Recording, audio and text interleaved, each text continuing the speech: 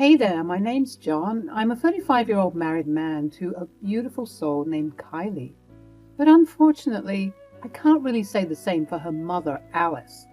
Alice is the type of mother-in-law who's always in your business. She doesn't allow room for debate and discussion. It's her way or the highway. And that's how she's always liked it.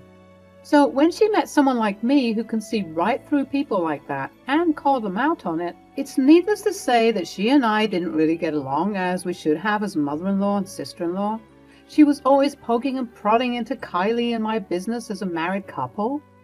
And it always got on my nerves. That is, until one day when all of this finally came to a stop, and she was sufficiently embarrassed and stopped being such a nosy family member. I always knew that my mother-in-law, Alice, had a problem with our marriage. She made it very clear that that was what she believed in. She meddled in our affairs and constantly gave unsolicited advice. She even went as far as to micromanage our finances. This one time she told us that if we had any problems with each other, Kylie and I, we shouldn't tell the other person. Rather, we should deal with it on our own and let fate decide what happens. Kylie would be complacent to keep the peace. I could understand, considering that she lived with that lady all her life. She must have gotten tired of trying to fight her mother's antics, even though she vehemently disagreed with her statements. I, on the other hand, as was mentioned previously, would be a bit more daring and challenging with the terrible advice she would give us. But won't that lead to more fighting and us eventually getting a divorce?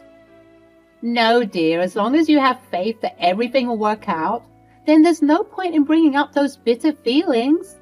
But you must listen to me, John.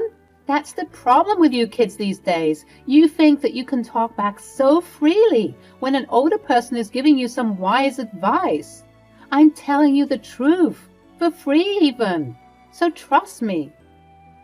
Another example of the bad advice she'd give us was when she said that sticking to traditional gender norms in our marriage is a surefire way to long-lasting and happy marriage. In this day and age, I'm sure you can guess how that conversation went. I hear what you're saying, Alice, but I don't think that works for this family. What do you mean, dear? Well, both Kylie and I cook and clean. I don't just leave her to do it. Since she also has a job like me, we simply have to divide the household duties accordingly. It works for us this way. Women are stronger than you think, boy. She can handle the extra workload. As a matter of fact, it's not even an extra workload because that's what she was designed to do. Excuse me? Yes, listen to what I'm saying, trust me. This isn't coming from nowhere. You kids and your liberation and wanting equality for everything is what's turning this whole country upside down. Kylie, you need to resume your role as a proper housewife. And John, you need to work harder so that you can support her fully. It's not that easy, Mom. And besides, we like this arrangement. You don't like anything. Trust me, once you try it for yourself, you'll see how beneficial it is. We appreciate the advice, Alice, but trust us. When we say we're fine with this arrangement, it helps us bond more when we're cooking and cleaning together, actually. What a peculiar thing to say. Obviously, you've been brainwashed into believing that this is the way to go. But I'm telling you, you need to adopt traditional gender roles. This is how our conversations would normally go. Sometimes I would just agree with everything that she would say so that she would shut up faster. I swear this lady just liked the sound of her voice. She just enjoyed hearing what she had to say, even if it was the worst advice ever. Kylie kept telling me to ignore her, but I was just about fed up with her antics, and it seemed like the more we agreed, the more she'd give us her unsolicited advice. There was just no end to this woman. And that was when I said, enough is enough. This behavior had to stop immediately. I first confronted Kylie about it because I needed her to be on board with my plan. Your mom is out of control, Kylie. Yeah, I agree, but she's just trying to help us. Help us? Or control us? Oh, John, don't be so dramatic. Me being dramatic? Let's see. When we first got married, she talked about how we should set out our home. She rearranged all the furniture and the cutlery, and you know how hard we worked on that? We loved that arrangement, but of course, because it didn't suit your mother's needs, it was automatically wrong. On our first anniversary as a married couple, she called us and practically berated us for 4 hours straight about how we need to be better connected to each other. What did that even mean? She was so vague about everything. I know, she can be a bit much sometimes. That's not even including the endless amounts of times she shows up here, uninvited and unexpected, demanding that we do better as a married couple and follow in her footsteps. It would be better if she was giving solid advice, but her values are so outdated and they're even kind of harmful. I know that's your mom, but you have to agree with me when I say that this is getting out of control. You're right, babe, you're right. Okay, so what are we going to do about this? What did you have in mind? Just then, we heard the doorbell ring. I was praying and hoping with all my might that it wouldn't be her. But alas, those prayers unfortunately weren't answered. Hello, my beautiful son. Hey, come in, come in. How are you two doing? Did you try that new couples practice I was telling you about? Practice? Oh, you silly goose. The practice of detaching from your partner. I sent you the ebook all about it. You shouldn't forget about what I tell you. That's why your marriage is falling apart. But it isn't. Yeah, that's what they all say. Until it falls apart. That's why you have to listen to me. I give out the best marriage advice, you know. It's always great. Right. Anyways, what brings you to visit? Can't a loving mother just visit her kids? I just wanted to come. Perhaps we can make some tea and I can impart some more of my wisdom to you two. Oh boy, here we go again. This was a common trend with Alice. She just felt like she knew absolutely everything. I pulled Kylie to the side and I told her my plan. You're right, babe. What are you going to do? Don't worry about it. Why don't you invite her to stay for dinner? She was probably going to stay long enough anyways, and I'll be on the phone with a special guest, making arrangements for tonight. But Kylie? Yeah? Don't tell your mom about the extra guest. This needs to be a surprise for her. Aye, aye, Captain. Kylie proceeded to do the needful entertaining and distracting her mom from asking too many questions about my disappearance. I went to go and call a good friend of mine, Daria. Hey, John. Hope you're good. I'm good, Daria. Listen, I have a favor to ask you. Do you think you could come over tonight for dinner? Favor? I'd be more than happy to come over for a lovely meal. That's not a favor at all. Don't think this is all just for fun. I need your skills. Oh, has your mother-in-law finally pushed all of your buttons? You can say that, yeah. Didn't you say that this would happen in the upcoming weeks? I wasn't expecting this to happen so soon. Me neither, Dee. She just made one of her spontaneous visits, but this needs to stop. This ends tonight. So what do you say? You can count on me. I'll be there. Don't you worry. We'll put her in her place. Some hours went by, and it was time for dinner. We were all settling down at the dinner table with the succulent food steaming before our eyes, and even Alice couldn't appreciate all the work that Kylie and I did to prepare this.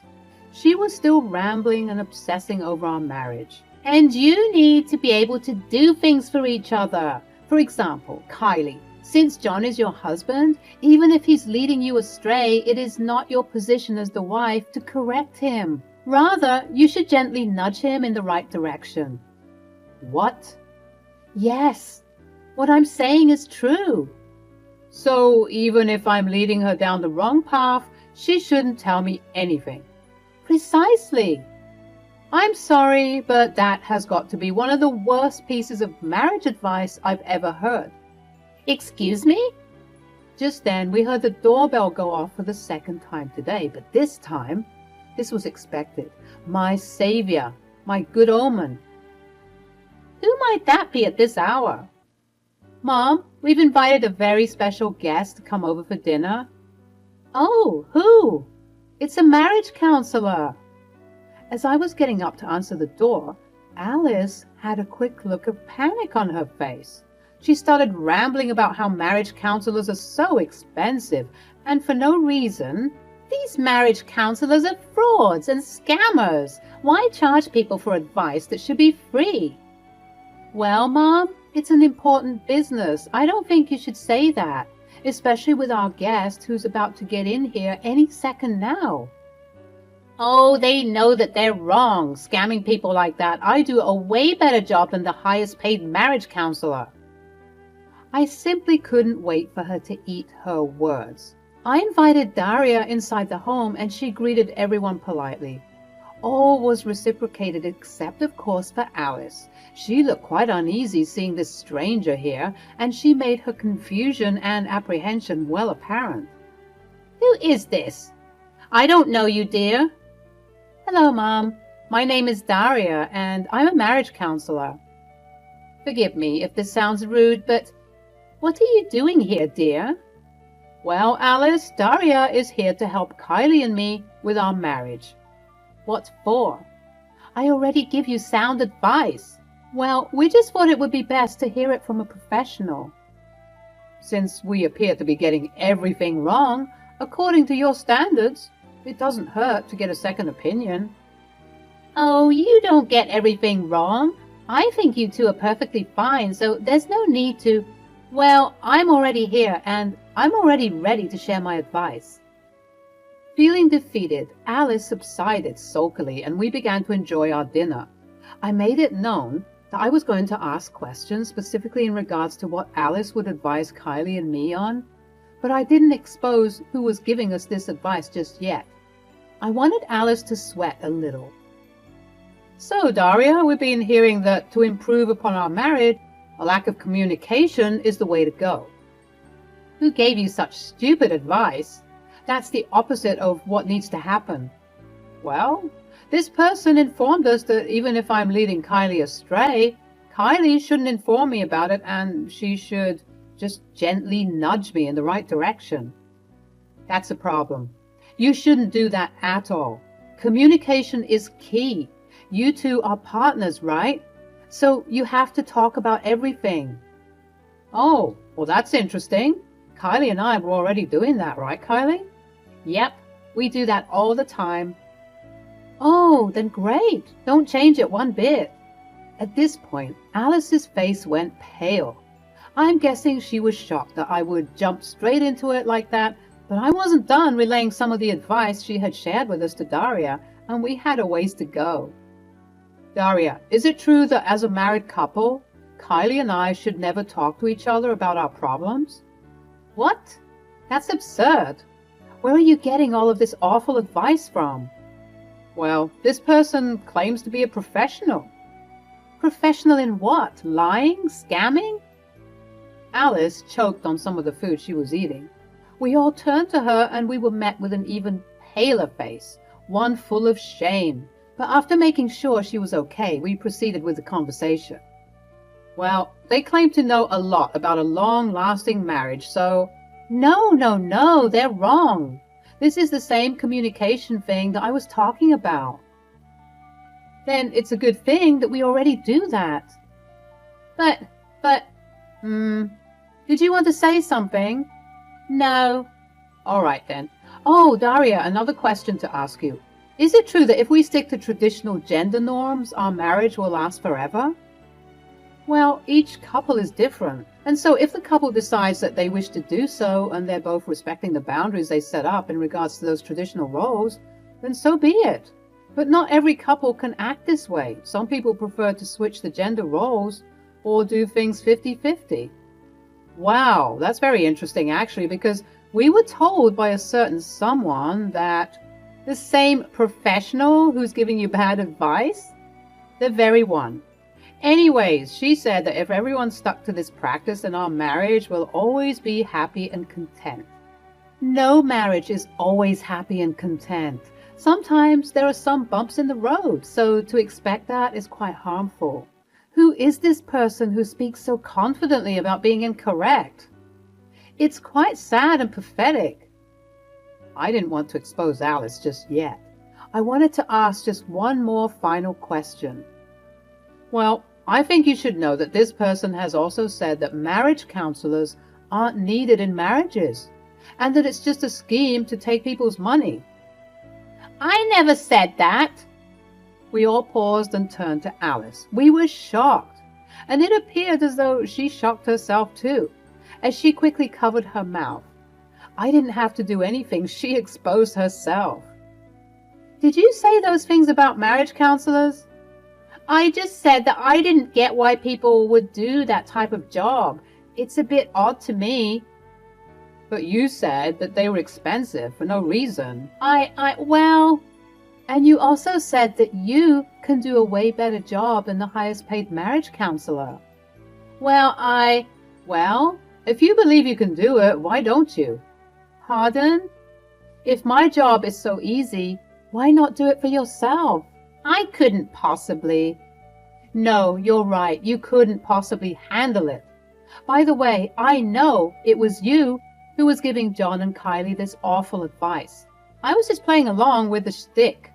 But don't get me wrong, though. I meant every word I said about you being pathetic and sad. How dare you? Kylie, how can you let her speak to me that way?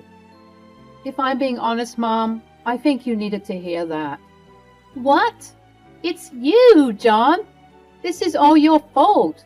You've poisoned the mind of my sweet, innocent daughter. Nope, you're wrong again.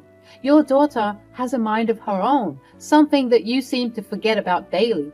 She's a grown adult who can make her own decisions. And I mean it when I say that you needed to hear that, Mom. You don't know absolutely everything, Mom. That's a fact. And that's okay. You don't have to have all the answers.